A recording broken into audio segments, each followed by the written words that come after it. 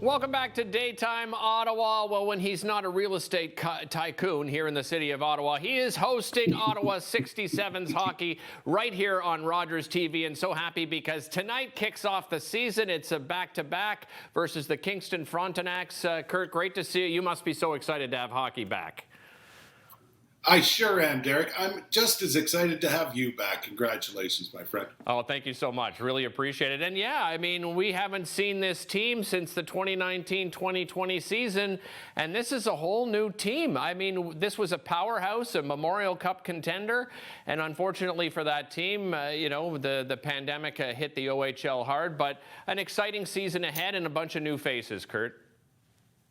That's absolutely right, Derek. The OHL was the only real league that didn't play any games last year. So the team that was headed toward a Memorial Cup back in 2020 is mostly all gone. As a matter of fact, there are only a few returning players to the 67's. But every team in the OHL is in the same boat. It's a basic restart for everybody. And the 67's are no slouches when it comes to scouting and getting players to come play here. So it looks pretty exciting. Well, and a familiar face back in Ottawa behind the bench, Dave Cameron. That's an interesting because a great relationship with former coach who was, a two-time reigning OHL Coach of the Year. I think because of that close relationship, probably a lot of the same strategy, perhaps, Kurt?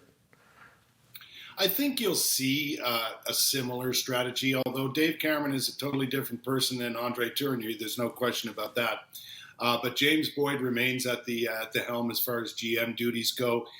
Dave will be splitting his duties between the 67's and Team Canada because he and James are now responsible for putting together Canada's entry into the World Junior Championship. So they've got a lot of work ahead of them. But like I said, these guys are well known for their work ethic. They're well known for coaching junior hockey. Dave Cameron, no stranger to Ottawa either. He's super excited to come back and coach in this city. So they've set themselves up for success, no doubt about it. Kurt, what are some of the new faces, some of the guys we should be watching out for out there?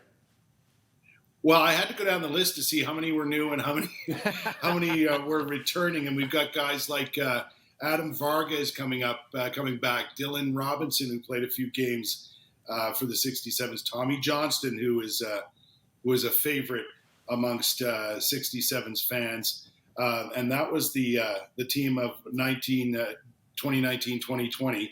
But in 2021, 2022, we've got like Brendan Sirizotti, who is a name familiar to 67's fan. I like a kid named Brady Stonehouse.